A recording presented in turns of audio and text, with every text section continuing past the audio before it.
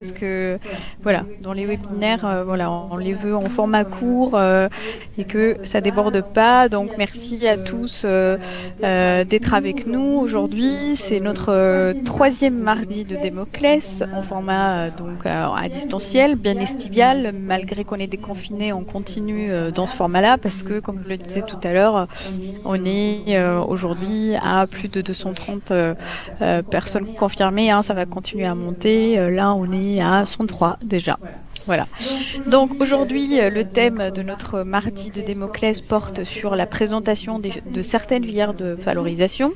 Il faut savoir que ces webinaires, on les a initiés dans le cadre de l'appel à projet 50 mètres d'ouvrage exemplaires. C'est avec eux qu'on a identifié les thématiques sur lesquelles ils souhaitaient avoir des webinaires en complément avec l'accompagnement qu'on leur offre.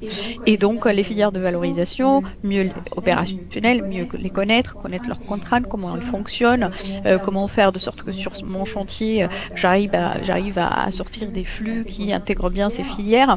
C'est une thématique qui était plébiscitée par les maîtres d'ouvrage, et ce, malgré qu'on avait déjà fait tout un travail d'état des lieux des filières opérationnelles sur le site democlès.org. On a aussi organisé avec Éléonore une sorte de vote pour savoir quelles sont les filières qui étaient, on va dire, demandées en termes de présentation par les maîtres d'ouvrage, et dans la classification, le plâtre et le PVC sont sortis en haut du classement. Donc aux côtés d'autres filières qu'on va couvrir dans les prochains webinaires. Nous avons donc cherché les meilleurs intervenants pour vous parler de ces filières, que sont donc Stéphanie Jacob, qui représente Vinyl Plus France, qui va nous expliquer comment fonctionne aujourd'hui la filière de recyclage de sol souple. Romain Gilles, donc responsable de la revalorisation des déchets issus des activités de gypse isolation chez Saint-Gobain, qui nous présentera la filière de recyclage du plâtre. Et Pascal Anthony, responsable des ventes de VK Recyclage, qui nous expliquera la filière de recyclage de PVC des menuiseries. Très rapidement, point logistique, comme d'habitude pour ceux qui ont suivi les autres webinaires, on coupe les micros de tout le monde pendant les présentations pour éviter donc les bruits. On vous réactive le micro, vous le réactivez pour poser vos questions. N'oubliez pas de vous présenter et sachez qu'on essaie de répondre ultérieurement, lorsqu'on ne peut pas dans le temps imparti, à toutes les questions qui sont posées par le chat avec nos intervenants. Le webinaire, il est enregistré pour rediffusion en replay par la suite. Voilà. Donc très rapidement pour cette intro, et je pense, Océane, que je peux passer la parole tout de suite à Stéphanie pour qu'elle démarre sa présentation. C'est ça. Stéphanie, à toi de jouer. Merci Rim. Donc bonjour à tous, donc Stéphanie Jacob, je représente aujourd'hui Vinyl Plus France, qui est un engagement volontaire européen de toute l'industrie du PVC, depuis les fabricants de PVC voilà, en passant par les transformateurs, les fabricants de stabilisants ou voilà, ou d'autres additifs, etc. Donc vraiment sur toute une chaîne. C'est un engagement volontaire qui existe depuis plus de 20 ans, dont l'objectif est de développer des actions autour du développement durable du PVC, et notamment un des gros axes, c'est le recyclage du PVC, avec des objectifs qui sont fixés tous les 10 ans. On a au niveau de Vinyl Plus un nouvel engagement qui a été annoncé le 17 juin pour les 10 années à venir, et qui se base sur 3 axes. D'abord, continuer à développer la circularité du PVC, notamment avec le développement de différentes filières de recyclage, avec pour objectif, donc on a atteint quasiment 800 000 tonnes de PVC recyclés par an l'année dernière, et l'objectif, c'est d'atteindre 1 million de tonnes de PVC recyclés par an en 2030. Enfin, c'est un des axes. Voilà, je fais assez rapidement, je vous donne les axes principaux. Tout est disponible sur le site de Vinyl Plus. Le deuxième axe, c'est de progresser vers la neutralité carbone, notamment avec des améliorations des profils environnementaux des produits PVC, des améliorations aussi dans les usines. Et puis, en dernier axe, de développer les partenariats internationaux autour du développement durable. Ouais, la slide suivante, merci. Donc pour partir un petit peu plus spécifiquement sur la filière de recyclage des revêtements de sol PVC, en fait on distingue au niveau des revêtements de sol deux types de déchets. Les chutes de pose qui peuvent être reprises par les filières individuelles de certains fabricants. Donc au niveau français, il y a 3 fabricants qui ont des filières individuelles, dont vous avez peut-être entendu parler. On a Forbo Flooring System qui a un projet qui s'appelle Tournesol, Gerflor qui a un projet seconde vie et Tarket avec son programme Restart. Donc ces 3 filières, ces 3 fabricants reprennent les chutes de pose et parfois certaines déposes, là je vous laisserai aller voir avec eux les cahiers des charges spécifiques pour pouvoir les réintégrer derrière en boucle fermée dans leurs produits. Au niveau de la dépose, on est sur un produit plus compliqué qui est plus âgé forcément, qui peut contenir de la colle, du ragréage quand on l'arrache. Et là, tous ces problématiques font qu'on ne peut pas les réintégrer en boucle ouverte. Donc, les adhérents du syndicat CALEI, donc qui représentent notamment les fabricants de revêtements de sol, se sont regroupés pour développer une filière collective de recyclage des revêtements de sol déposés. Donc plutôt en boucle ouverte et avec un soutien aussi de Vinyl Plus et puis des autres organisations professionnelles européennes. Merci.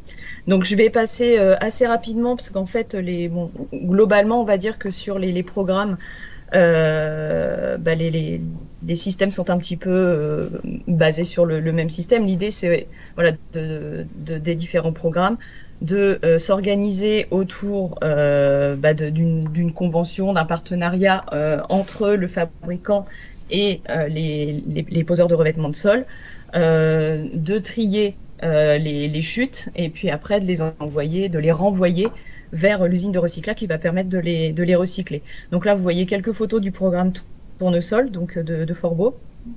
Donc, l'idée, c'est de signer la convention, de trier les chutes en les déposant dans des sacs plastiques qui seront après remplis dans des big bags. Slide suivant, Océane, merci. Et après, un appel au service de Forbo qui vient enlever les chutes et les chutes réintègrent le programme et donc les revêtements de sol sont réintégrés dans de nouveaux revêtements de sol. Ensuite, on a le programme de Gerflor, donc seconde vie, qui est aussi un petit peu basé sur le même système. Je vous ai mis les différentes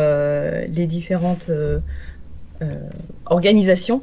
Je vous laisserai regarder les slides. C'est un petit peu, les systèmes sont les mêmes. On récupère les chutes qui sont collectées, recyclées dans les revêtements de sol. Donc ça peut être directement dans l'usine, en passant par un recycleur, etc.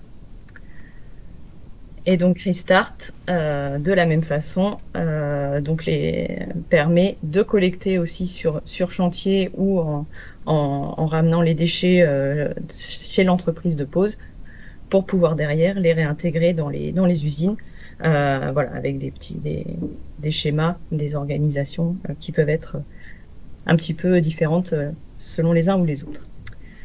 Voilà pour tout ce qui est chute de pose. En ce qui concerne tout ce qui est dépose, le système s'appelle PVC Next et il permet de collecter les chutes de pose et la dépose. Selon un cahier des charges qui est indiqué ici. Donc tous les déchets qui sont acceptés dans la filière sont des déchets qui sont en PVC. On peut avoir pour les connaisseurs des revêtements homogènes, hétérogènes, tout ce qui est compact, des revêtements acoustiques. La seule chose qui ne peut pas être repris au niveau des revêtements PVC, c'est les revêtements qui sont sous facet textile que vous pouvez avoir de temps en temps, notamment dans les bâtiments de logement social.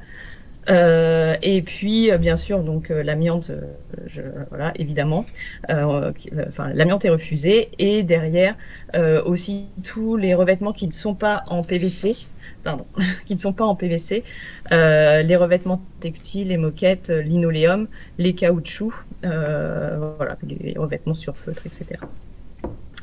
Voilà. On a donc quelques points de collecte. Je vous ai mis les points de collecte.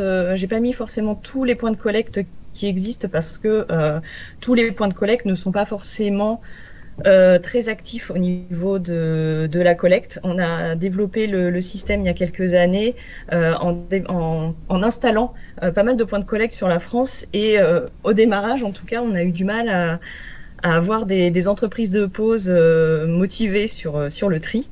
Donc en fait, petit à petit, on a réduit ces points de collecte en les proposant uniquement là où il y avait des entreprises motivées. Voilà, donc voilà, on les ouvre et on les ferme si besoin. Je voulais pas vous donner aujourd'hui l'impression que le maillage est extrêmement développé. On est encore sur une filière qui est en développement, pas forcément pour des problèmes de collecte, mais plutôt derrière pour des problèmes de recyclage. Parce que l'usine, enfin en tout cas les solutions de recyclage qu'on a sont pas pour l'instant suffisantes pour gérer le gisement complet de revêtements qu'on peut avoir. Donc ça sert à rien voilà, qu'on développe des points de collecte pour se retrouver derrière sans solution au final, sans solution on va dire importante de recyclage. Ce qui n'est pas le cas pour les chutes de pause, où pour le coup là il y a vraiment toutes les possibilités qu'il faut pour réintégrer les chutes de pause dans les revêtements de sol. Donc une fois que les déchets ont été collectés, ils sont envoyés donc dans une usine de recyclage où donc vous voyez là, je vous ai mis un petit peu l'organisation. Grosso modo, les déchets sont triés à l'arrivée sur l'usine. Ils sont broyés en petits morceaux de 3 cm. On a un aimant qui permet d'enlever les éventuelles particules métalliques ou des déchets qui seraient passés au travers. Un nettoyage dans un broyeur à marteau, une séparation des matériaux non conformes, donc notamment ça permet d'enlever dans les fines tout ce qui est colle et ragréage, et puis un broyage très très fin, une micronisation avec un refroidissement très très fort, ce qui permet de rigidifier le revêtement de sol et de le broyer très très finement. Ensuite, on a un tamisage et puis un conditionnement pour envoyer, alors soit aux producteurs de revêtements de sol, soit et majoritairement maintenant plutôt dans des nouveaux produits de construction en PVC. Donc ça peut être des cônes de signalisation, ça peut être des feuilles pour la fondation des bâtiments, des choses comme ça. Voilà. Donc rapidement sur un petit peu, je voulais élargir un petit peu sur la fin de cette présentation. Sur la suite, vous avez vu, PVC Next reste encore une filière, on va dire en évolution. On a des grosses incertitudes sur la mise en place de la REP. Je pense que pour ceux qui suivent un petit peu, on est à peu près tous d'accord sur ce constat. Les textes sont actuellement en cours de concertation et de consultation. Les éco-organismes commencent à se structurer, soit des nouveaux éco-organismes, soit des éco-organismes existants potentiellement. Et pour l'instant, on ne sait pas encore, on attend de voir comment les textes et la mise en place des éco-organismes vont permettre d'intégrer les filières existantes dans la REP. Donc, ce qui est sûr, c'est qu'on souhaite continuer. On a des systèmes qui sont en place, que ce soit des systèmes de collecte ou des systèmes de recyclage. Il y en a qui ont les capacités suffisantes, notamment pour les chutes de pause, pour réintégrer les chutes de pose de façon importante. Il y a des systèmes de recyclage qui mériteraient soit d'être améliorés, soit d'être développés. Et notamment, on a des projets européens qui sont en cours pour trouver de nouvelles solutions de recyclage et permettre ainsi d'augmenter les capacités de recyclage qu'il peut y avoir sur ces types de déchets. Voilà, donc je dirais qu'au niveau de PVC Next, on est un petit peu en attente du 1er janvier 2022 sur l'arrivée de cette REP qui changera certainement les choses, c'est une certitude. On attend de voir comment. Et donc c'est aussi là j'ai eu des contacts peut-être avec certains d'entre vous sur notamment des points de collecte qui manqueraient forcément dans certaines régions. Voilà, on y travaillera au niveau du maillage de la REP. Mais c'est vrai que là, pour l'instant, dans les mois qui viennent, je pense qu'on ne développera pas ces points de collecte en attendant d'avoir quelque chose d'un peu plus stable sur lesquels s'appuyer. Voilà. Bon, je vais aller un peu vite en fait. C'était parfait, Stéphanie. C'est parfait et ça permet de laisser aussi le temps aux participants de poser leurs questions. Pour ceux qui le souhaitent, ils peuvent prendre la parole. Madame Rollet, vous pouvez prendre la parole si vous le souhaitez. Oui, bonjour. Merci pour cette présentation. J'avais juste une petite question sur les projets de recherche. Est-ce que il y a certains éléments qui peuvent être communiqués sur ces nouvelles filières de recyclage, dans quel sens vous allez? Alors en fait, l'objectif c'est d'essayer dans les revêtements de sol, il peut y avoir des substances qu'on appelle héritées qui étaient utilisées il y a plusieurs années, mais qui sont plus utilisées actuellement. L'objectif de ces projets, c'est de réussir à enlever des anciens revêtements de sol ces substances qui ne sont plus utilisées pour que, au lieu de faire une boucle ouverte, on puisse repartir directement en boucle fermée. Donc ça, c'est un des projets. On peut avoir aussi sur des produits un petit peu plus compliqués, des réflexions, enfin des tests autour de l'incinération de ces produits qui derrière permettraient en traitant les fumées des incinérateurs, de récupérer le sel pour pouvoir derrière, enfin le sel c'est un des précurseurs majeurs du PVC, donc qui permettrait derrière de refaire du PVC à partir du sel qui serait récupéré dans ces fumées. Donc voilà, c'est des projets de ce type-là. Je vois une autre question dans le fil. Moustapha Zarian, je ne sais pas si vous souhaitez poser la question ou si je la pose à votre place. Vous pouvez intervenir? Oui, je peux intervenir. Se présenter aussi la structure. Vous m'entendez? Oui, on vous entend. Ah, ok. Donc je suis Moustapha Zarian, je représente la maîtrise d'ouvrage et je suis ingénieur à la mairie de Paris. En fait. Alors j'avais une petite question. En fait, je viens de parcourir en fait le site de PVC Next et j'ai vu que vous aviez bientôt l'intention d'ouvrir un point de collecte à Paris. Je voulais savoir à quelle échéance. On le cherche. Ah, on est en train de prospecter. Ouais, on prospecte là.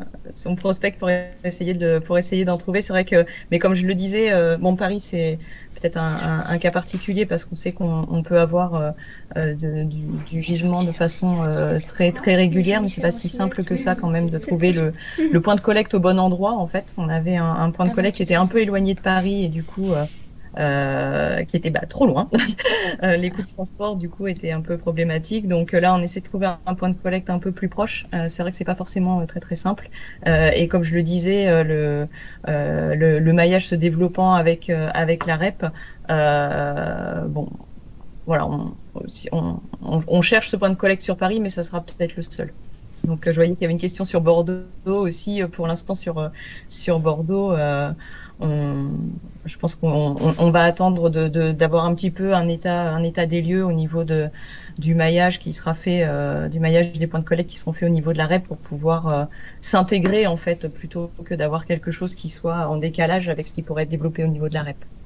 Ouais. D'accord. Alors, j'ai une petite question supplémentaire. En fait, j'ai lu également qu'une convention devait être signée, enfin vous l'avez dit également, je voulais savoir entre qui et qui, entre la maîtrise d'ouvrage et PVC Next, ou bien entre l'entreprise et PVC Next? Alors, habituellement, on signe une convention entre l'entreprise et PVC Next, parce que en fait, on a démarré par comme ça en disant bah voilà, ceux qui ont le déchet en main, ce sont les entreprises, donc autant aller directement signer avec les entreprises. Mais de plus en plus on a alors pas forcément avec des maîtrises d'ouvrage, mais avec des maîtrises d'œuvre, mais avec les maîtrises d'ouvrage ça pourrait être tout à fait envisageable aussi. D'accord. Alors il y a 2 autres prises de parole, des personnes qui ont levé la main, donc Monsieur Rossignol. Il faut commencer à activer votre micro, voilà. Oui, voilà. Bonjour à tous, Jean-Michel Rossignol du groupe Legrand. J'avais une question. J'ai cru comprendre que pour les chutes de sol, enfin plutôt non, le recyclage des sols anciens, vous aviez un problème de débouché. Pourtant, vous avez cité plusieurs voies pour réutiliser le PVC. Comment ça s'explique, cette apparente contradiction ? Alors, on a dans les filières que j'ai proposées, il y a 4 filières, il y en a 3 qui sont pour les chutes de pause. Et voilà, et certaines déposes spécifiques. Donc, c'est PVC Next qui travaille et qui recycle uniquement sur la dépose. D'accord. Merci. De rien. Du coup, Justine Emringer aussi, parmi les mains levées. Justine Emringer, Cannes Commune. Pour continuer, bonjour à tous. Pour continuer dans la lignée de ce que disait Mustapha, comment on sait du coup si sur nos territoires respectifs on a, parce que si on a un point de collecte, moi je suis dans le 93, si on n'a pas de point de collecte proche, est-ce que ça veut dire du coup qu'on n'a pas demandé, on ne va pas pouvoir recycler nos sols souples, ou comment ça se passe? C'est-à-dire qu'il y a la question du point de collecte et la question de la capacité de recyclage à côté. Quelle démarche on suit pour s'assurer que chez nous, ça vaut la peine d'aller les récupérer? Alors, pour l'instant, c'est pour ça que je vous ai mis les points de collecte actifs sur cette présentation-là. C'est vrai qu'après, tout dépend des quantités que vous avez. Voilà, et si vous pouvez peut-être les stocker avant de les envoyer. On a des fois fait des envois vers des points de collecte un peu plus distants quand il y avait une possibilité, ou alors des envois qui peuvent être faits en direct vers le recycleur. Si jamais il y a une capacité, enfin là, bon, ça devient un petit peu plus compliqué. Il faut avoir déjà un stockage important d'avoir une certaine quantité pour remplir un SMI. Donc voilà, ça reste une solution plus compliquée, qui fait qu'on privilégie quand même le fait d'avoir des points de collecte sur des sites de gestionnaires de déchets. Merci. Alors il y a encore quelques questions toujours sur ce futur maillage. Pareil, Madame Chollet qui demande et le Sud-Est, point d'interrogation. Monsieur. Ouais, vas-y si tu veux, vas-y. Non, il y avait aussi une autre question de Leslie Petitjean sur de quelle superficie avez-vous besoin pour installer un point de collecte. Voilà. Et donc Leslie Petitjean qui a levé la main, donc je ne sais pas si c'est pour poser une autre question, mais allez-y. C'est pour compléter du coup, effectivement. Bonjour, Leslie Petitjean du coup d'Est Ensemble, donc collectivité voisine de Plaine Commune dans le 93. Et effectivement, je m'interrogeais du coup sur le point de collecte. Est-ce qu'il est installé? Il peut être installé du coup sur une déchetterie professionnelle. Enfin voilà, quel type d'espace en fait vous recherchez et quelle superficie vous recherchez voilà. Alors la superficie exacte, je ne saurais pas vous dire, mais une alvéole classique dans une déchetterie professionnelle nous suffit largement, parce que le revêtement de sol c'est un produit dense. en fait, assez vite, on a de quoi remplir un camion. Et dans ce cas-là, c'est la déchetterie qui contractualise du coup avec vous? Il y a les deux, en fait. Il y a la déchetterie qui contractualise avec nous et puis on va dire que classiquement, l'entreprise de pose aussi. Parce qu'en fait, en fin d'année, on fournit aux entreprises de pose qui sont sous convention avec nous un certificat d'engagement qui leur permet de dire, voilà, moi je suis dans la filière, j'ai permis de recycler tant de tonnes de déchets cette année. Donc voilà, ça permet d'avoir quelque part une crédibilité de l'entreprise qui s'est engagée dans la filière par rapport à ses clients, de pouvoir valoriser le tri qui a été réalisé ou même de prouver tout simplement quand c'est demandé dans les cahiers des charges des appels d'offres, de pouvoir prouver qu'ils ont bien participé à la filière. Ok, merci beaucoup. Okay. Et dans le sud-est, on avait un point de collecte à Montpellier où on a eu vraiment très peu de tonnage. On a eu beaucoup de mal enfin, on n'a pas réussi d'ailleurs, je pense qu'on peut le dire comme ça, à motiver les entreprises sur le sud-est. Donc pour l'instant, c'est vrai que c'est une région sur laquelle le point de collecte le plus proche, il est sur Lyon. Par contre, on travaille très bien avec le point de collecte de Lyon. Ok. Bon, merci beaucoup Stéphanie. Je pense que pour respecter le timing, on doit passer au suivant, Océane. Ok. Merci beaucoup. Vous pouvez continuer à poser des questions sur l'intervention de Stéphanie dans le chat. Hein. On pourra toujours vous renvoyer les réponses. Et donc, je passe la parole à Romain Gilles, donc pour la filière plâtre. Bonjour à tous, donc je suis Romain Gilles, je représente Saint-Gobain et aujourd'hui la filière plâtre. Et donc sur le plâtre, c'est un sujet qui prend beaucoup d'ampleur ces dernières semaines et voire ces derniers mois, puisque les quantités sont énormes. Et c'est pour ça qu'on connaît aujourd'hui un petit peu de tension dans nos ateliers. Quoi qu'il en soit, aujourd'hui, un gisement estimé sur l'ensemble du territoire de 600 000 tonnes. Et vous pouvez voir qu'en 2019, 107 000 tonnes ont été recyclées et en 2020, un peu moins de 100 000 tonnes. Ce qui veut dire qu'il y a encore beaucoup de travail à faire et que nos ateliers doivent grossir pour pouvoir accueillir davantage de déchets. D'ailleurs, on s'y attelle. Donc Placo aujourd'hui est un acteur important dans le recyclage de plâtre. Il a démarré en 1993 déjà en recyclant ses déchets de production. Et c'est en 2008 qu'il met en place cette première filière française pour recycler les déchets issus des chantiers dans le bâtiment. Et du coup, cela a mené à mettre en place un réseau national de collecteurs. Il a fallu 3-4 ans, grosso modo, pour stabiliser ce réseau. Alors sur la slide ici, il y a 170 collecteurs. Entre le moment où on a préparé avec l'équipe et aujourd'hui 10 collecteurs de plus dans le dispositif, donc on est autour de 180. Et bien sûr, au-delà de faire grossir un réseau, le but c'est de recycler le maximum et bien sûr d'être en phase avec nos idées et aussi une idée bien sûr on est tous concernés sur la préservation de l'environnement. Plus on recyclera des produits de chantier, moins on prendra de gypse dans l'environnement naturel. On peut passer à la suivante.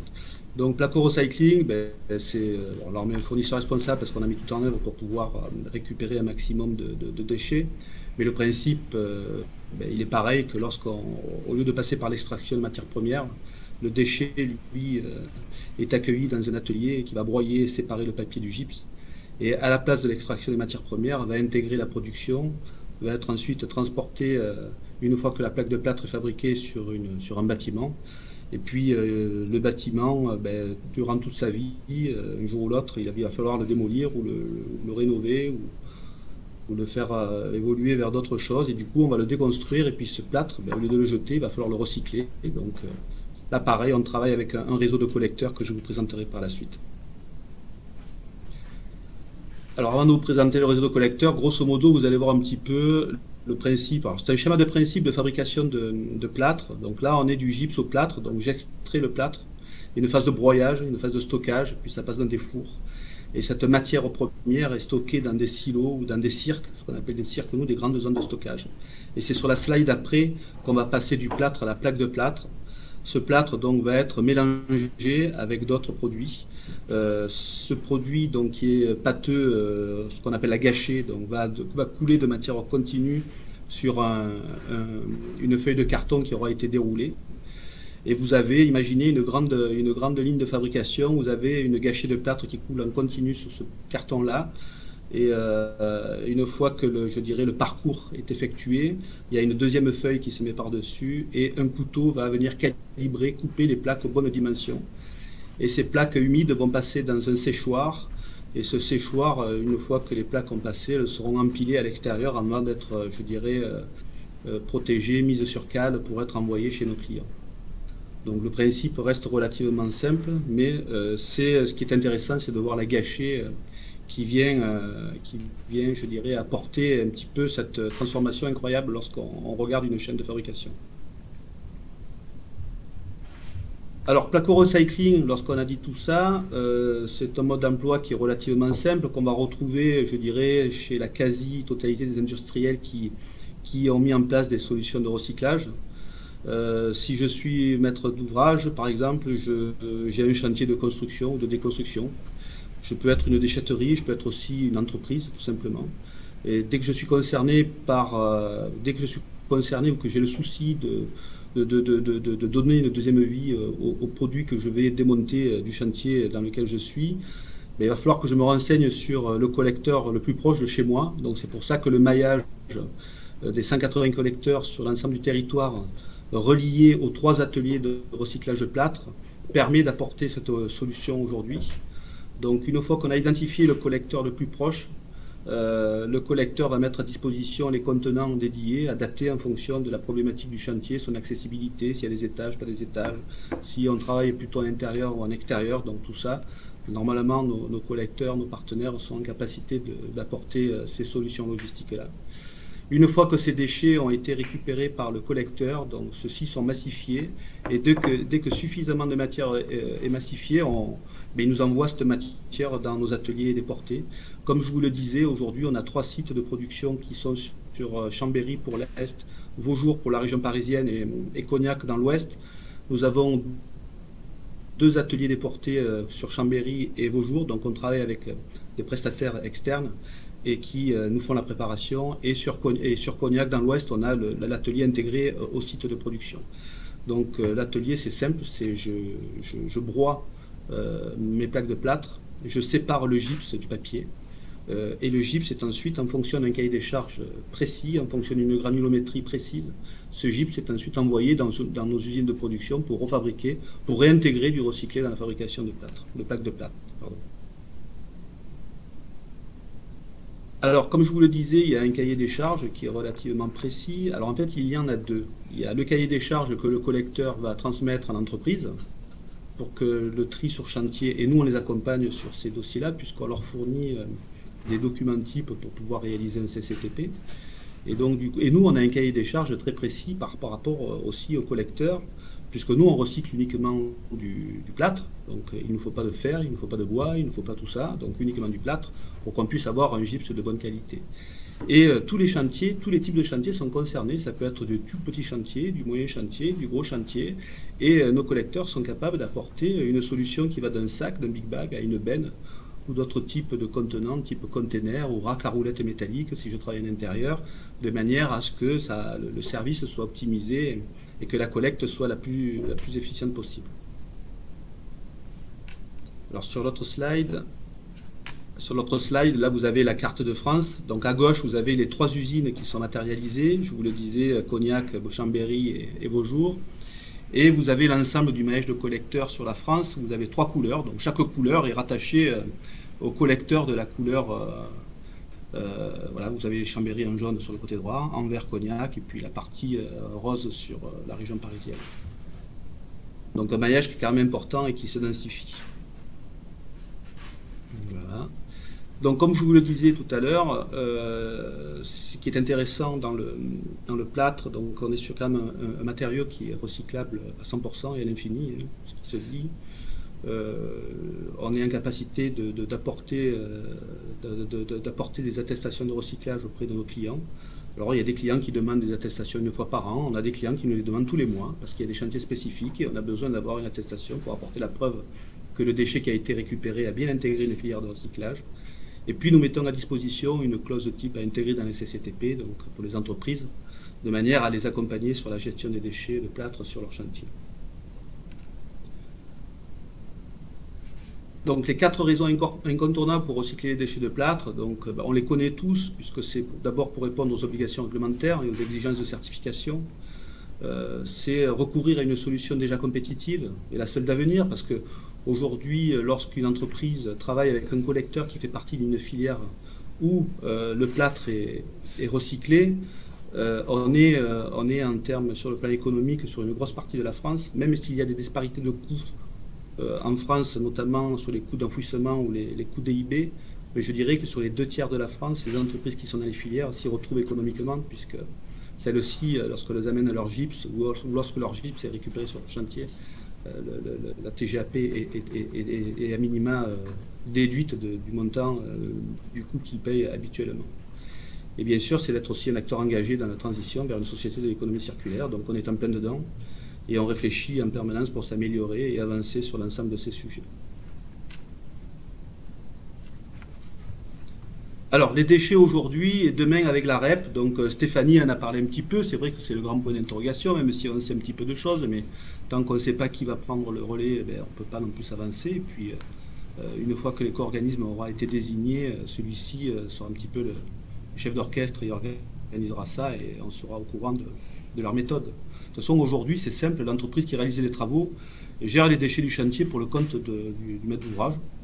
Donc, celui-ci fixe les exigences de valorisation en fonction de ses objectifs et des moyens dont il dispose. Donc, c'est pour ça qu'aujourd'hui, chacun est libre un petit peu d'orienter son déchet vers un peu où il veut, donc, ou soit vers une filière de recyclage, ou tout simplement en déchetterie, et cette déchetterie va ensuite envoyer ce produit à l'enfouissement. Et l'arrivée de la REP devrait remédier à tout ça. Comme Stéphanie l'évoquait en préambule, il y a un ou plusieurs éco-organismes qui collecteront via cette éco-participation affectée sur l'ensemble des produits. C'est un petit peu la direction que ça prendrait. Et cette éco-participation, à terme, devrait financer l'éco-organisme, et l'éco-organisme pourra rémunérer les collecteurs qui feront partie des filières. C'est un petit peu les grandes lignes. Mais c'est l'éco-organisme qui va, le futur chef d'orchestre, c'est lui, qui va un petit peu décider du modèle qui va se mettre en place. Donc ça peut être différents modèles. On peut imaginer qu'il peut mettre en place des services aux acteurs concernés. C'est mettre en place aussi des points d'apport volontaires sur tout le territoire. C'est d'avoir des installations de points fixes, des distributeurs, des artisans ou encore des déchetteries professionnelles. Quoi qu'il en soit, je pense que l'éco-organisme qui sera désigné devra s'appuyer sur l'ensemble des acteurs qui sont dans toutes ces filières-là. Et en espérant bien sûr que nous progressions tous sur la récupération du plâtre, puisqu'il y a encore beaucoup à récupérer. Je vous disais tout à l'heure également que la filière plâtre était un peu tendue, parce que c'est vrai que depuis 3 ans, nous on était plutôt basé sur des collecteurs, on avait entre 160 et 170 collecteurs, et ces mêmes collecteurs en 3 ans ramènent 3 à 4 fois plus de gypse, de plâtre, qu'ils le faisaient auparavant. Et du coup, il a fallu, sur toute l'année 2021, on a des travaux sur l'ensemble de nos 3 ateliers pour agrandir les zones de stockage, pour mettre des silos, mettre des cirques en place, etc. etc. Donc pour pouvoir aussi répondre aussi à l'engagement de pouvoir recycler 150 000 tonnes d'ici 2025, donc de multiplier par 3 aujourd'hui, d'ici 2025, ce que nous arrivons à recycler aujourd'hui. Voilà. Merci Romain pour cette présentation dans les temps. Océane, si tu peux remettre la slide précédente avant de passer la parole donc aux participants pour les questions.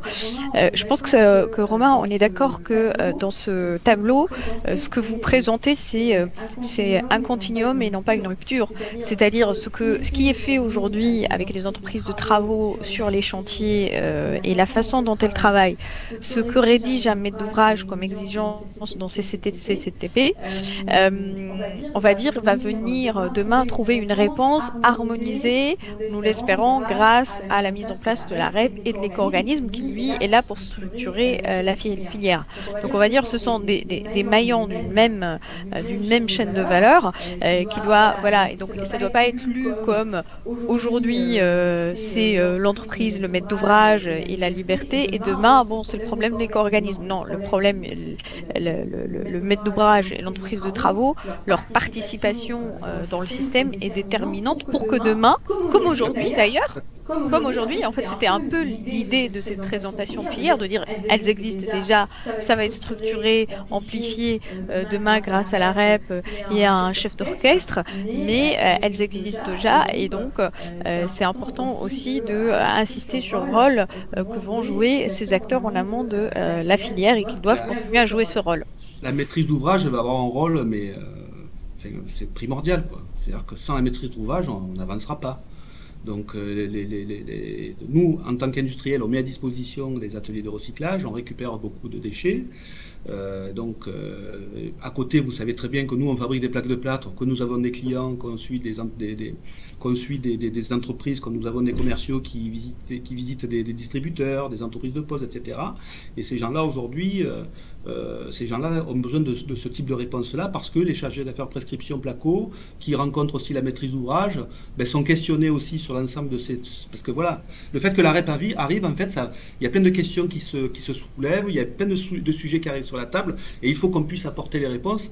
Et et je suis d'accord avec vous, c'est un continuum, ça veut dire qu'au contraire, on va être encore meilleur dans le temps. Là. Voilà. On va être encore meilleur, parce que je trouve que déjà on est pas mal. Et j'ai vu une question passer là, qui est apparue sur mon écran, concernant comment expliquez-vous qu'il y ait davantage de déchets. Oui, alors on va aller sur les questions. C'est Madame Séverine Pont. Oui. Parce qu'en fait, c'est lié. Parce qu'en fait, justement, depuis... Alors, on se dit, mais la filière, elle existe depuis 2008, donc ça fait quand même 13 ans. Et chaque année, on plafonnait à 50 000 tonnes, 48 000 tonnes, 52 000 tonnes. Et c'est vrai que depuis 3 ans, on a augmenté. Alors, malgré la Covid et tout ça, on reste sur des niveaux élevés de recyclage, mais il y a une demande qui est de plus en plus forte, tout simplement parce qu'il y a une prise de conscience. Il y a une prise de conscience de plus en plus de la part de la maîtrise d'ouvrage. Il y a de plus en plus d'entreprises qui se sentent concernées. Voilà, tout le monde progressivement à son rythme se rapproche de cette idée qu'il va falloir passer par là. Et comme on sait que la REP va être mise en place, il y a beaucoup de gens déjà qui commencent à anticiper, à se faire la main, je dirais, un petit peu sur tous ces sujets, de manière à être prêt et opérationnel dès que celle-ci sera mise en place. Mais aujourd'hui, si en 2019 on avait fait 50 000 tonnes, en 2020 on était en 2019 je sais 50 000, 2020 on a fait à peu près pareil. Là sur 2021 on part plus sur du 65 000 tonnes. Donc c'est pour vous dire qu'on va faire 25 000 tonnes de plus, enfin 15 à 20 000 tonnes de plus par rapport aux 10 dernières années où c'était relativement constant. Constant. Alors il y avait une autre question, Justine, si tu souhaites prendre la parole pour poser ta question. Oui, merci. J'avais entendu dire quelqu'un qui avait visité en fait l'usine de Vaujours, qui avait dit qu'en fait il y avait seul 30% du gisement qui arrivait chez vous qui était effectivement recyclé. Est-ce que c'est une question de capacité comme vous le soulignez tout à l'heure, ou alors est-ce que c'est parce que le gisement est mal trié et du coup vous pouvez rien en faire parce qu'il est mélangé, ou alors c'est pas du plâtre recyclable, etc. Est-ce qu'il y a une raison Déjà, si ça arrive chez nous, c'est que c'est recyclable. Ça veut dire qu'il est recyclable. Parce qu'il y a un cahier des charges qui est assez précis, et les collecteurs qui nous amènent le gypse par 2-3 cas par semaine, un peu particulier, mais vu le volume, c'est pas grand-chose. En fait, si je comprends bien, il y a deux questions. Il y a le plâtre qu'on reçoit, qu'on broie, qu'on réinjecte dans la fabrication de plaques de plâtre, la totalité est utilisée. En revanche, là où on doit progresser encore davantage, c'est sur le taux de recyclé pour fabriquer une plaque de plâtre. C'est ça le truc. C'est-à-dire que demain, on pourra davantage... Si demain, je prends un exemple, s'il y a des usines qui peuvent mettre 10, 15, 20, 25% de produits recyclés pour fabriquer une plaque de plâtre, le but, c'est d'en mettre davantage pour pouvoir utiliser un maximum de produits recyclés. Parce que ce qui veut dire que si de plus on mettra de produits recyclés, et moins on utilisera de produits issus de carrière, ça aussi. Donc, on recycle la totalité de ce qu'on peut récupérer en termes de déchets de chantier. Mais il y a aussi un sujet qui est hyper important, c'est la quantité de produits recyclés que l'on peut injecter dans la fabrication de plaques de plâtre. Alors on a d'autres questions. Quelle typologie de faux plafonds sont recyclables par Placo Recycling par Sophie Lambert? Alors Placo Recycling, on ne recycle pas de faux plafonds, de Placo Recycling, parce que c'est vraiment du gypse. Alors j'ai une autre casquette qui est Isovert. Et normalement, avant la fin de l'année, on pourrait, j'emploie le conditionnel parce qu'il y a encore un travail en cours, on pourrait demain utiliser des dalles de faux plafond avec une âme laine de verre, par exemple. Ça, c'est à l'étude, mais ça fait partie de toutes ces réflexions et ces questions, puisqu'en fait, on n'essaie pas de se limiter, se cantonner sur quelque chose, on essaie d'ouvrir et de voir jusqu'où on peut aller en termes de récupération de déchets et de les intégrer dans la fabrication de nouveaux produits. Sauf qu'il y a... Alors, si c'est des dalles de faux plafond ou des dalles de plafond en plâtre, il n'y a pas de souci. Mais si c'est des dalles de faux plafond, comme on peut voir avec une consistance, avec une âme un peu légère ou autre, non. Là, il faut vraiment que ce soit du plâtre ou du gypse, mais pas avec autre chose. C'est ça qui est un petit peu limitant, hein. C'est le gypse, c'est limitant parce qu'il ne faut que du gypse. On ne peut pas mettre autre chose comme matériau pour fabriquer de la plaque de plâtre. Alors, une question maillage, qu'en est-il du territoire de la Martinique, de la présence de la filière en Martinique? Je suis hyper Par content. Sandrine Pétier.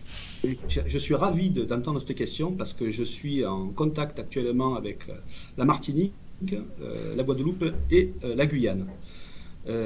Et donc, je crois que c'est le même. Il y a des gens de la Martinique, de mémoire, hein, c'est le groupe Le Neuf, je ne sais pas si ça vous parle. Et il y a aussi, je crois que j'ai plus en tête le nom, mais je pourrais vous le communiquer. Le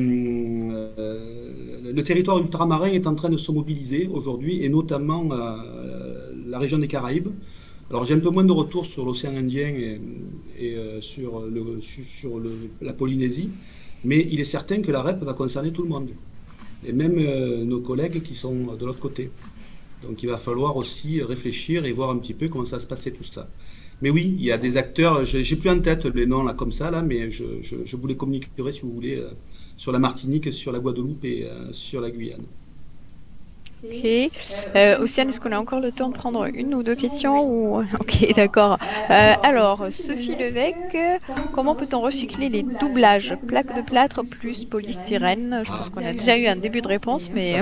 C'est la question qui tue, ça. En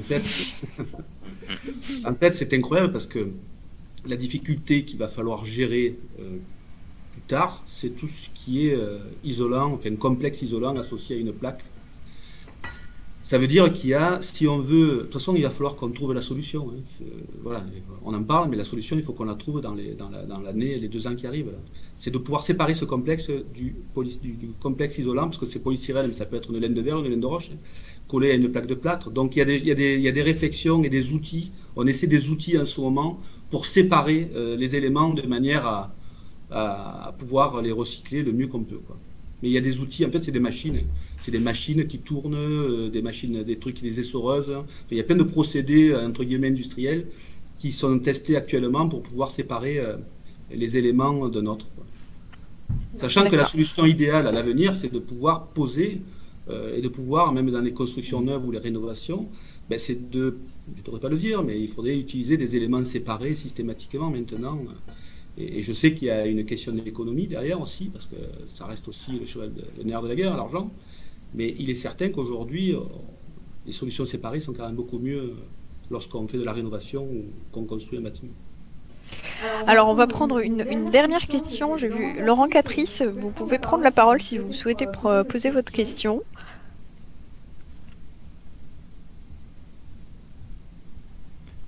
Alors, est-ce que vous m'entendez? Vous pouvez activer votre micro. Allô, est-ce que vous m'entendez? Oui, on vous entend, allez-y. Ah, super. Oui, non, c'est une question rapidement, parce que on a... Peut-être vous présenter rapidement, ouais, Laurent. Laurent Catrice de la région Île-de-France. Et donc, effectivement, on réfléchit à développer le maillage pour faciliter la collecte et le recyclage du plâtre. C'est un gisement qui est très important, donc avec des enjeux très importants. Et j'avais cru comprendre que le taux d'incorporation de 30-35% de plâtre était limité notamment par la présence du plâtre hydrofuge qui posait des problèmes d'ailleurs sur les chaînes de production. Et donc ma question c'était est-ce que vous confirmez ce point-là, ce qui permettrait peut-être d'augmenter le taux d'incorporation, et de ce fait est-ce que ça vaut le coup de mettre en place une collecte séparée pour ce plâtre? Alors aujourd'hui sur les cahiers des charges on peut mélanger, si je suis collecteur et que j'accueille les déchets de mes clients, moi en tant que collecteur sur le cahier des charges que m'a donné Placo, j'ai capacité à fournir dans ma benne du plâtre classique mélangé avec de l'hydrofuge, avec de l'inifugé, etc. Après c'est une question de dosage. Quand sur le plan industriel on va doser, c'est-à-dire que le produit, j'en mettrai peut-être un peu moins qui viennent d'un produit vert ou rouge par rapport à du produit blanc. C'est une question de dosage, en fait c'est une recette, c'est un peu de la cuisine hein, quand on utilise ça. Mais on est obligé de faire ça parce qu'en effet ça peut avoir un impact sur le taux de recyclé, ça peut avoir un impact sur d'autres trucs, donc c'est une question de dosage. C'est-à-dire qu'aujourd'hui je ne vais pas fabriquer une plaque de plâtre BA13 basique, rien qu'avec du produit inifugé, je ne peux pas. ou hydrofugés. Donc je vais faire un dosage. Donc le préparateur va prendre un peu de ça, de manière à ce que tout progressivement intègre la fabrication de plaques de plâtre. Mais s'il n'y avait que ça, en effet, ça pourrait impacter le taux de recyclé, c'est vrai. Ok. Merci beaucoup Romain. En fait, je vous invite à regarder les questions qui sont sur le chat et d'essayer d'y répondre comme a procédé Stéphanie Jacob, de sorte à ce qu'on puisse passer la parole à Pascal Anthony donc de VK Recyclage pour nous présenter le PVC de menuiserie. Qu'est-ce qu'on en fait? Comment ça se recycle? Parfait. Merci beaucoup. Je vais aller sur le chat et répondre aux questions. Merci. Bonne journée. Bonjour. Vous m'entendez? Oui. Bonjour. Oui. À toutes et à tous. Pascal Anthony, responsable des ventes de VK Recyclage. Je vous remercie de nous avoir invités parce qu'il est vrai que ça fait plus de maintenant 11 ans qu'on est présent sur le marché français en allant collecter, je dirais, sur toutes les opérations, je dirais, de réhabilitation, ces fameuses menuiseries de PVC de dépôt chantier. Et il est vrai que d'être invité, je dirais, au niveau d'un consortium de maîtres d'ouvrage, automatiquement, ça ne peut qu'être que bénéfique, puisqu'au jour d'aujourd'hui, on est vraiment présent à 100%, je dirais, sur la majorité des chantiers de réhabilitation qui se réalisent actuellement sur le marché français. Et je vous donnerai quelques détails par la suite. Par contre, en préambule, je voudrais quand même vous présenter VK Recyclage. Comme vous pouvez le constater, c'est que notre nom, VK, fait partie d'un groupe allemand qui est le numéro 1 en exclusion de profil de fenêtre PVC en Europe, avec plus de 240 000 tonnes de profil PVC par an extrudés. Et la dynamique de VK a débuté au niveau des années 90 pour entrer complètement dans l'économie circulaire. Pour la bonne et simple raison, c'est qu'en 1993, VK, en Allemagne, a créé la première usine de recyclage sur le marché européen. Et ceci a été fait sur des bases qui sont très simples, c'était la recherche d'innovation et de développement pour pouvoir trouver des ressources alternatives à dépendre un peu moins, je dirais, de la consommation de matières vierges de résine PVC. Donc nous, VK Recyclage, on est implanté depuis 2008 à Vendeuvre-sur-Barse dans l'Aube, à côté de Troyes. On a une usine avec un process industriel complet qui nous a permis d'avoir la certification QB34 du CSTB. Ce qui veut dire que cette certification nous permet de pouvoir réintégrer notre matière pour toute exclusion de nouveaux profils de menuiserie PVC. On est, bien entendu, le principal exutoire en France pour la collecte et le recyclage de ces déchets de menuiserie et fermeture PVC, soit de post-production, soit de post-consommation. Et notre capacité de traitement, au jour d'aujourd'hui, au niveau de Vendeuvre-sur-Barse, on est sur une base de 25 000 tonnes par an traitées. Et au niveau du groupe, on a 2 autres unités de recyclage, une en Allemagne et une au Royaume-Uni, où on génère chaque année, à nous 3, plus de 80 000 tonnes de matière recyclée en commercialisation au niveau de l'industrie de la plasturgie. Slide suivante.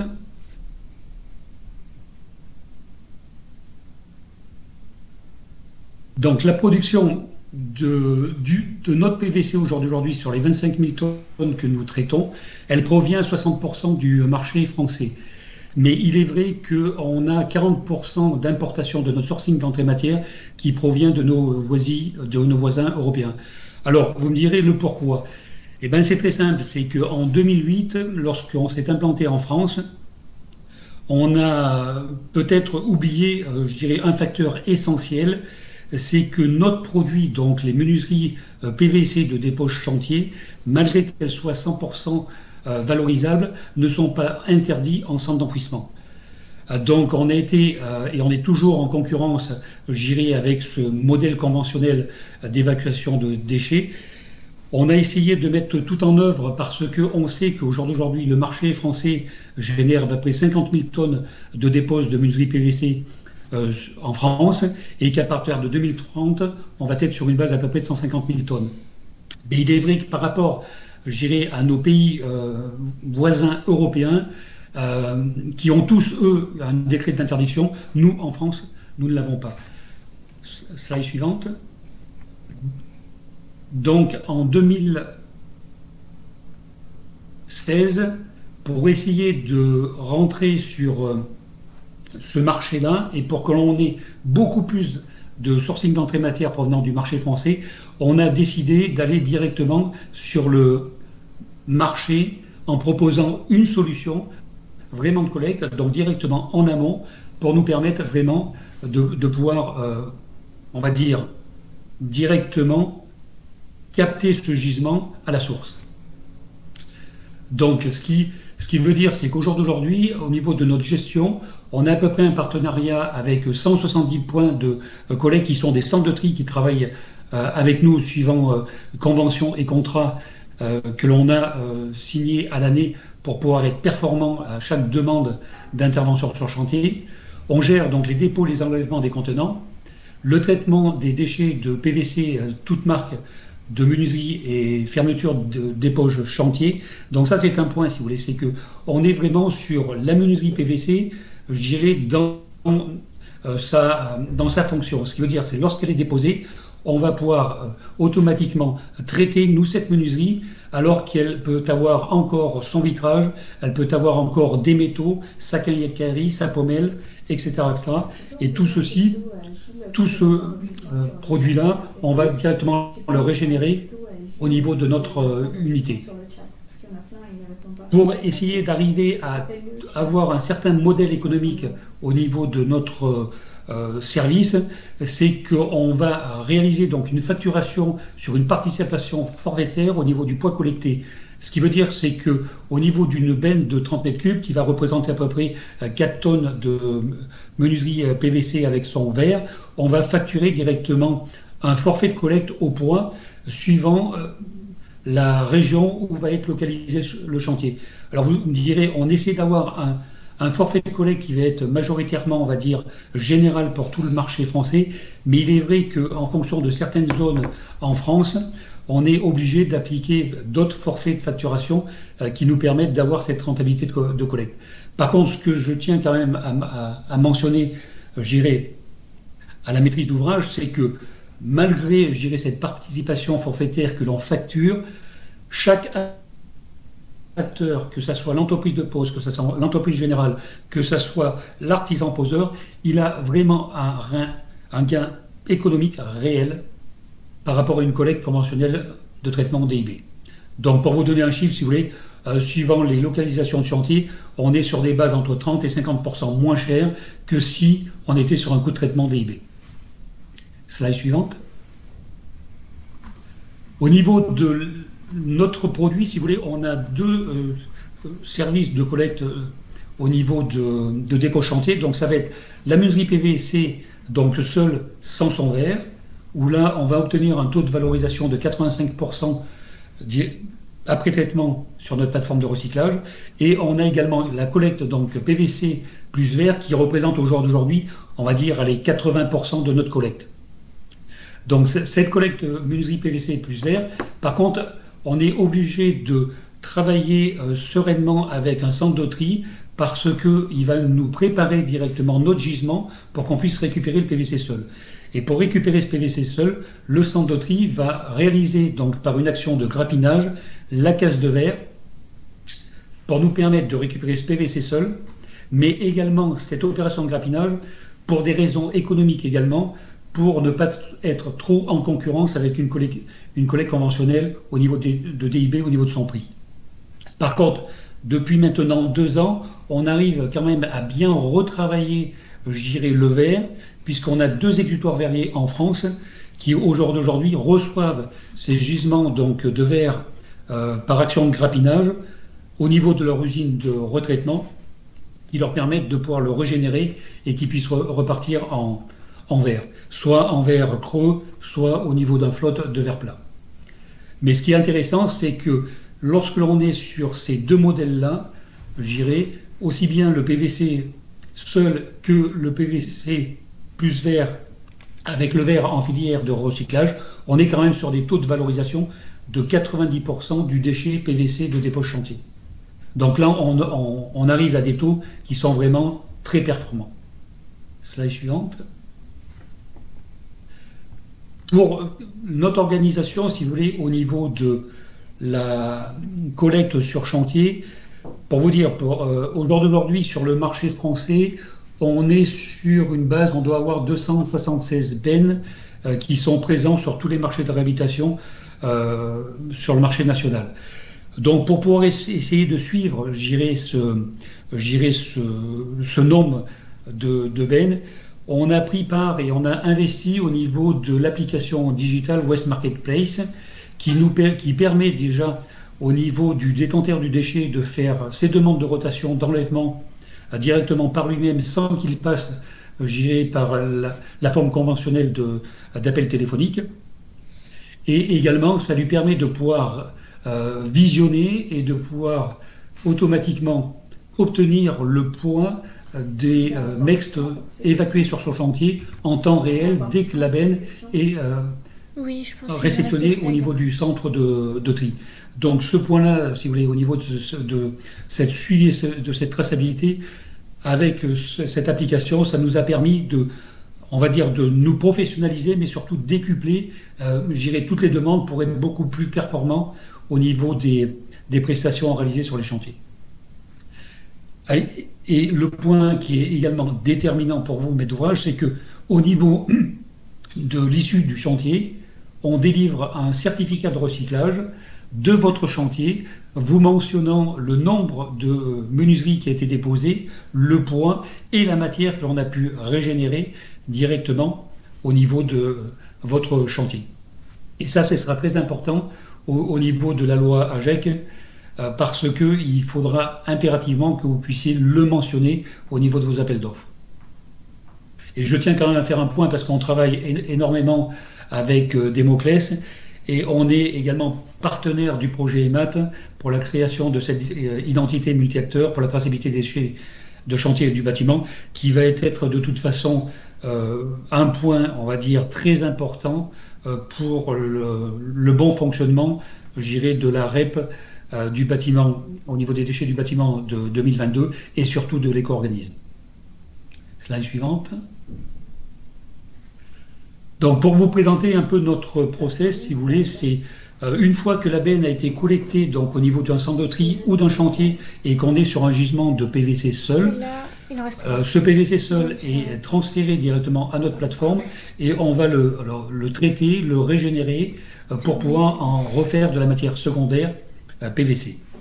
Donc le gros apport que l'on a, si vous voulez, c'est qu'au niveau de ces gisements-là, on a toute la traçabilité, je dirais, des gisements entrants. Donc on sait tel jour à telle heure le gisement qui est rentré et sur quel chantier il provient. Donc ça, c'est un point important au niveau de traçabilité et surtout pour élaborer directement nos certificats de recyclage. Après, cette matière, lorsqu'elle a été expertisée lors de sa réception au niveau de notre plateforme, on va la travailler sur 4 modules. Donc pour vous dire succinctement, c'est très simple, c'est que le premier module, on va essayer de dépolluer au maximum, je dirais, cette entrée matière. Ce qui veut dire, c'est qu'on parle bien de déchets PVC, donc de dépôt chantier, de menuiserie et de fermeture. On n'est pas sur un déchet, on va dire, qui est propre. On est vraiment sur, je dirais, un déchet présent. Donc il peut y avoir un certain risque de pollution dans les bennes et c'est notre process qui va nous permettre de pouvoir dépolluer, je dirais, cette certaine pollution présente. Donc ce que l'on va faire dans le premier module, on va, sous un effet d'aspiration et de tunnel, je dirais, on va essayer d'extraire tous les films plastiques, les petites particules de carton, également le bois par une ligne de flottaison et tout ce qui va être les déchets inertes et fragments de verre qui peuvent rester encore lors de la réception de ces menuiseries PVC sur notre plateforme. On passe après dans ce module directement sur le point le plus important, c'est l'extraction des métaux ferreux et non ferreux, donc les métaux ferreux par un overband et les métaux non ferreux par un courant Foucault. Une fois qu'on a passé ce module 2, on va partir dans le module 2, où là on va réaliser un broyage de cette matière par densité qui nous permet de calibrer directement le morceau de PVC que l'on souhaite retravailler dans le module 3, qui va nous permettre de pouvoir extraire les dernières pollutions présentes. Donc au niveau du module 2, au niveau de notre broyage, on va effectuer ce broyage, le granulé par rapport, je dirais, à la grosseur que l'on souhaite du morceau broyé, le laver, le sécher. Après, nous passons dans notre module 3, où là, on va travailler cette matière pour le dépolluer, on va dire à 99,5%, où il va être directement dans différents, je dirais, parties de notre système du module 3, en tri électrostatique et en tri optique. Et sur le tri électrostatique, eh ben, c'est très simple, c'est en fonction de... On va pouvoir conserver, je dirais, tout le PVC avec une certaine densité que l'on a déterminée, et tout le PVC, donc on va dire le joint souple, etc., qui lui va être éjecté et extrait. Au niveau statique, au niveau optique, on va travailler sur infrarouge et sur ultraviolet, qui va nous permettre au niveau de l'ultraviolet de récupérer le blanc que l'on souhaite et la couleur que l'on veut obtenir au niveau de notre broyé couleur, et le permettre de pouvoir aller récupérer directement la molécule PVC. Puisque dans la menuiserie que nous avons réceptionnée, vous avez d'autres composants. C'est que vous allez avoir plusieurs polymères. Vous allez avoir du PVC, mais vous pouvez avoir du polyéthylène, vous pouvez avoir du polypropylène, vous pouvez avoir de l'ABS, etc. Mais par contre, lorsque l'on est sur ces trois polymères avec la même couleur, chacun a un blanc différent. Et ce blanc ne peut être uniquement capté et répertorié au niveau d'un infrarouge. Donc avec notre infrarouge, on va aller récupérer notre molécule de PVC. Une fois que l'on a réalisé cette opération-là, on va avoir notre broyé, donc prêt à l'emploi, pour pouvoir passer directement dans notre module 4 de granulation. Donc on fait directement cette matière sous effet d'une extrusion par une granulatrice, que l'on va venir filtrer cette matière à plus de 150 microns, nous permettant d'être au jour d'aujourd'hui non seulement au niveau de la certification QB34 du CCB, mais on est sur une matière secondaire qui est similaire à un compound vierge PVC. Les ventes que l'on réalise au jour d'aujourd'hui de notre matière MPR PVC sont beaucoup plus destinées bien sûr à l'industrie de la fenêtre, mais nous travaillons également avec l'industrie du tube, avec l'industrie électrique, surtout pour les gaines de protection de câbles, à l'industrie également de tout ce qui va être revêtement de composite au niveau de terrasse ou au niveau d'habillage façade. Slide suivante. Ce que je reviendrai sur la loi AGEC, c'est que comme vous le savez, depuis le 1er juillet 2021, il est obligatoire maintenant de faire figurer sur les devis de travaux, je dirais que ce soit de rénovation ou de démolition de bâtiments, les mentions concernant les déchets gérés par ces travaux-là. Donc, au niveau de vos appels d'offres, il faudra que vous ayez une estimation, je dirais, de la quantité totale de déchets que va générer, votre chantier. Les modalités de gestion qui vous seront apportées directement au niveau de l'entreprise qui va effectuer donc ces travaux. Le point de collecte qui vont être référencés pour que cette entreprise effectue et évacue directement ces déchets de vos chantiers, et également une estimation de coûts associée à la gestion de ces déchets. Donc tous ces points au niveau de la loi AGEC sont très bien et très performants. Par contre, nous, ce que l'on vous demande également, c'est de mentionner la traçabilité de l'évacuation de vos déchets de menuiserie et fermeture de vos chantiers, de dépôts chantiers. Ça, c'est, on va dire, très important. Et je pense qu'il est primordial que vous fassiez une demande de certificat de recyclage auprès de vos intervenants, parce que le certificat de recyclage, au jour d'aujourd'hui, on va dire, c'est l'assurance que les dépôts de vos MEX PVC ont bien été transférés et réceptionnés par une filière de recyclage.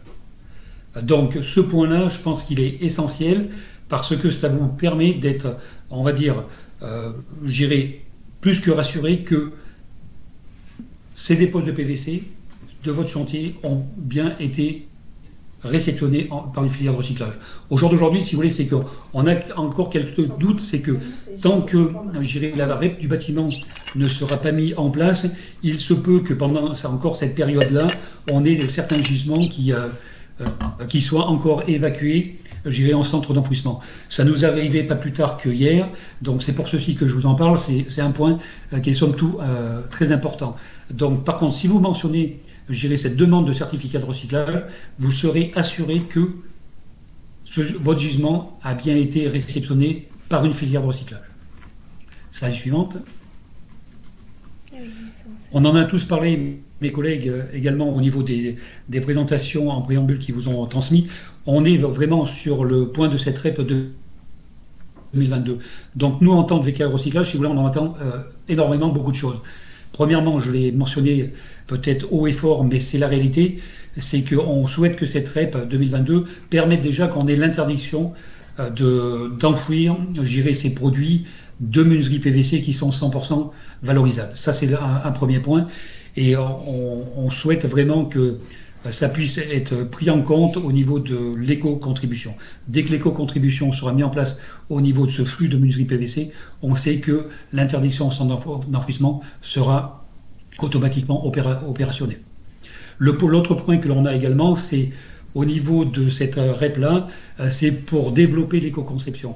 Je crois que l'éco-conception fait partie du plan de l'économie circulaire et du gaspillage, mais c'est quand même très important de pouvoir, maintenant, en fonction des outils qui sont présents, de pouvoir réintégrer directement de la matière recyclée issue de ces dépôts de menuiserie PVC de chantier. Pour vous dire, c'est que c'est très simple, c'est que la matière PVC recyclée a un très fort impact au niveau de la réduction de l'empreinte carbone, puisqu'elle émet 17 fois moins d'émissions de CO2 et demande 9 fois moins d'énergie non renouvelable nécessaire pour sa production. Donc c'est très important. On sait que dans la REP 2022 va être mentionnée également l'écomodulation, et on souhaite que cette écomodulation d'incorporation de matières recyclées PVC dans de nouveaux profils de fenêtres PVC soit prise en compte également. On a un engagement volontaire qui a été signé en 2020 au niveau de l'Europe pour une intégration de 20% à partir de 2025 pour tout industriel, donc en exclusion de profil de fenêtre. Et on souhaite que ce plan-là puisse se maintenir au niveau des années 2030, 2040 et 2050 pour pouvoir augmenter chaque décennie de 10%. Je pense qu'aujourd'hui, par rapport au flux présent que nous avons sur le marché européen, suivant les études de marché, la durabilité du fonctionnement des menuiseries qui sont de 25 ans pour le marché public, et on est sur une base à peu près de 50 ans pour le marché du particulier. On sait que d'ici 2025 et 2030, on va être sur des gisements entrants qui dépasseront les 300 000 tonnes de matière à recycler. Donc on a de quoi, de toute façon, avec nos moyens industriels, que ce soit VKR Recyclage ou ses confrères, de pouvoir assurer et pérenniser, on va dire, gérer cette filière-là. Ce que l'on souhaite uniquement, c'est qu'il y ait cette prise de conscience, c'est que un produit 100% valorisable doit automatiquement repartir en filière de valorisation. Slide suivante. Alors, au niveau de la loi AGEC, si vous voulez, pour toute étude économique, c'est très simple. On a besoin de très peu d'éléments. Ça peut être de votre part, vous, maître d'ouvrage, ou directement les entreprises qui vont travailler sur vos chantiers. Pour vous réaliser une étude économique, on va vous réaliser une étude économique en vous mentionnant le coût global que vous allez avoir de collecte et de traitement au niveau de votre chantier sur le nombre de menuiseries PVC qui vont être en dépose. Et on est pratiquement sur une marge, on va dire, entre guillemets, une tolérance d'erreur à peu près de 1 ou 2%, parce que avec notre expertise que l'on a depuis maintenant 10 ans où on est présent sur la collecte chantier, on arrive maintenant à savoir le poids exact d'une menuiserie PVC avec son verre ou sans son verre, etc., suivant ses différents composants. Et ça nous permet, avec le nombre de menuiseries, automatiquement de pouvoir déterminer le tonnage. On a des des conventions et des contrats qui sont signés avec certains partenaires centres de tri qui nous ont assuré donc des forfaits de collecte et de traitement au niveau de ces produits. Donc automatiquement, lorsqu'on vous rédige une étude économique, on vous mentionne directement le coût global d'évacuation, de collecte et de traitement que vous aurez sur votre opération. Il nous suffit la localisation de votre chantier, le nombre de menuiseries de PVC que vous avez avec ou sans verre et fermeture PVC, le planning d'intervention de dépose que vous avez sur votre opération, si elle va être de 3 mois, 6 mois, 1 an, 3 ans, etc. Et surtout, un point qui est très important, c'est l'aire de superficie de stockage que vous avez disponible sur votre chantier pour la dépose du contenant et de son zone d'accessibilité, puisqu'on est sur des contenants de 30 mètres cubes.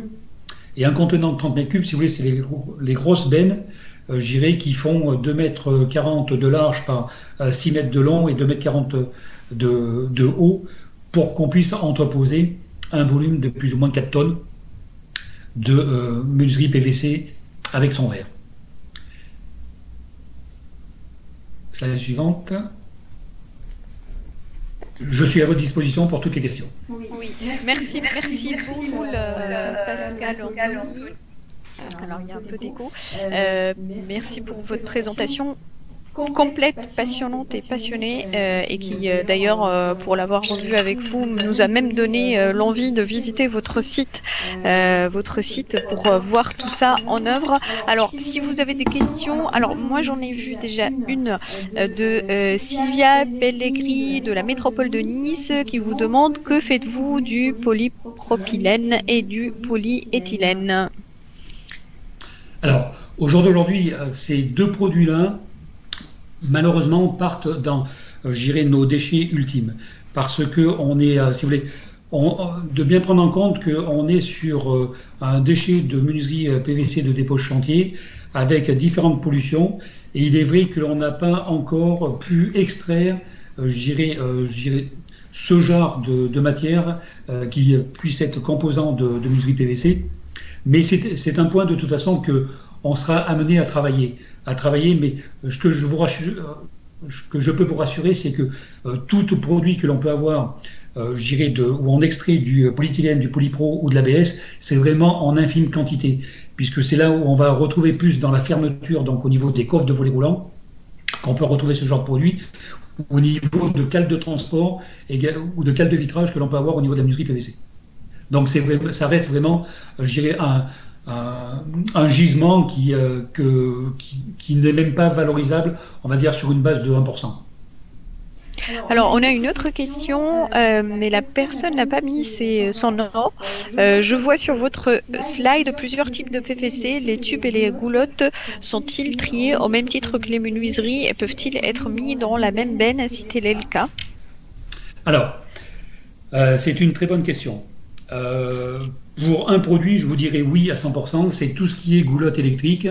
La goulotte électrique de dépôt chantier peut être directement évacuée dans la benne de menuiserie PVC sur votre chantier. Il n'y a aucun problème parce qu'on est sur une composition moléculaire du PVC qui est pratiquement identique.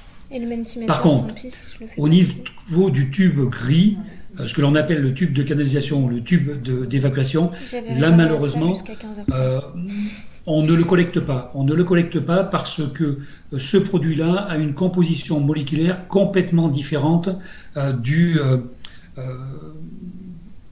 la composition moléculaire de la menuiserie.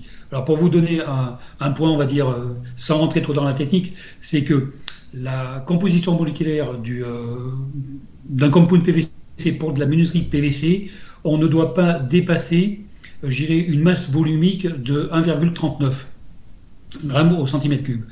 Et au niveau donc de la masse volumique d'un tube, on peut être sur des bases de 1,55 et de 1,60.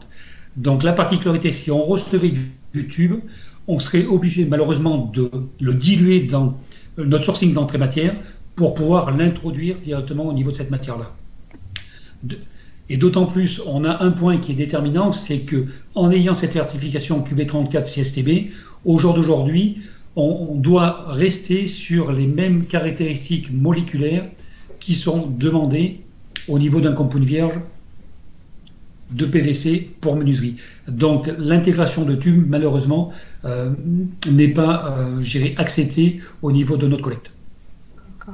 Alors on prend une dernière question parce qu'on a un peu débordé sur le timing, mais les autres questions, on y apportera une réponse par écrit comme on le fait par le passé. Alors, elle est où ma question? J'ai un peu trop scrollé. Alors, monsieur ou madame Tao Bila, bonjour, la collecte se fait directement par un de vos prestataires. L'entreprise de démolition peut-elle mettre ses bennes? Oui, bien entendu. Bien entendu. De toute façon, aujourd'hui, si vous voulez, on travaille avec la majorité des acteurs, que ce soit au niveau, je dirais, de prestataires de centre de tri ou directement entreprises de démolition. On travaille énormément avec les entreprises de démolition. Aujourd'hui, on a la possibilité avec ces entreprises de démolition, c'est que ça soit eux-mêmes qui fassent cette prestation, on va dire, de collecte. Ce qui veut dire, c'est que sur le chantier, généralement, ils ont la place pour pouvoir entreposer les menuiseries, donc PVC seules, déposées sur leur opération, et on vient, nous, directement charger avec un camion spécifique sur leur chantier. On prend quand même deux autres questions parce qu'elles sont en lien avec ces sujets pratiques de la logistique chantier. Donc, posez-vous des bennes 30 mètres cubes pour les menuiseries PVC sur des déchetteries professionnelles ou uniquement sur des chantiers? Et l'autre question, est-ce que vous préconisez l'utilisation de chevalets pour stocker les menuiseries sur chantier ou vous préconisez davantage les bennes 30 mètres cubes? Très bien.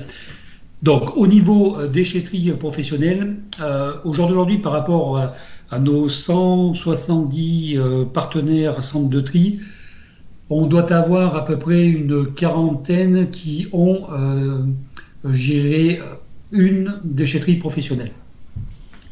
Mais ce que je veux dire, c'est que aujourd'hui, que ce soit une déchetterie professionnelle ou voire même un de nos prestataires centres de tri, c'est que nous en avons 170, nous avons un maillage au niveau du marché français qui est, on va dire, allez, à 95%. Et je peux vous assurer que si vous nous consultez, si vous nous contactez, on pourra vous donner directement l'adresse où vous pouvez transmettre à vos entrepreneurs pour qu'ils puissent aller évacuer leur MEX PVC sur le lieu le plus proche de votre chantier.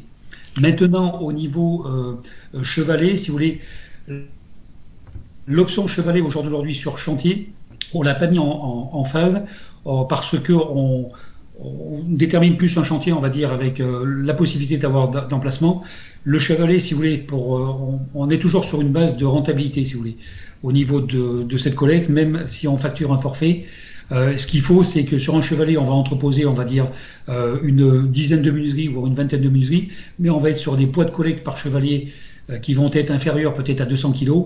Et vous comprenez que malheureusement, de se déplacer avec un camion plateau pour aller récupérer des chevalets, ça nous complique plus ou moins notre prestation de collecte. Aujourd'hui, on est plus sur des dépôts de contenants sur chantier, mais ça peut être des petits contenants de 8 à 10 mètres cubes lorsqu'on a des problèmes d'emplacement, ou le gros contenant de 30 mètres cubes. Mais ce que je veux vous mentionner, c'est qu'on essaie de toute façon de vous apporter une solution. Si on n'est pas capable de vous apporter des chevalets sur votre chantier, il se peut peut-être que votre entreprise qui réalise la dépose et la pose de nouvelles menuiseries PVC ou autres menuiseries soit capable d'aller évacuer, je dirais, cette dépose-là au plus au niveau d'un centre de tri que nous avons localisé au plus proche de votre chantier. Donc on arrive à s'adapter de toute façon en fonction de toute demande qui nous est formulée. Et d'ailleurs, pour ne pas perdre de temps, je vous invite, Pascal, à mettre vos coordonnées à l'image de Stéphanie et de Romain directement dans le chat. Comme ça, ceux qui sont encore dans le fil de discussion pourront vous contacter directement s'ils ont des besoins précis, même si les coordonnées seront par ailleurs mis sur le site internet. Mais là, vu que on a des maîtres d'ouvrage, des entreprises de travaux, je pense que le mieux c'est que vous vous mettez en contact direct là maintenant. Océane, je pense que merci beaucoup Pascal pour votre présentation. Un gros merci pour la qualité de votre présentation. Océane, je pense que on a débordé. Peut-être rapidement annoncer le prochain webinaire. Oui, merci à tous d'avoir assisté encore aussi nombreux à ce troisième webinaire. Donc réservez déjà votre 28 mardi 28 septembre, donc toujours sur le même créneau horaire, 13h45, 15h. Et cette fois, ça portera sur un sujet qui, on sait, vous tient particulièrement à cœur. C'est le réemploi et pouvoir le déployer sur vos chantiers. Donc n'hésitez pas à vous inscrire dès maintenant sur la page événements du site democlasse.org et vous saurez très rapidement quels seront nos intervenants pour ce prochain webinaire. Un grand merci encore une fois à tous les participants, à nos intervenants pour la qualité de leur présentation et le temps qu'ils ont passé avec nous aussi pour préparer ces présentations pour qu'elles vous parlent, donc à vous tous. Un grand merci, donc prochain webinaire donc le 28 septembre, il y aura d'autres webinaires sur les filières parce qu'on en a d'autres qui ont été demandés. Voilà, on vous souhaite de très bonnes vacances d'été et rendez-vous en septembre.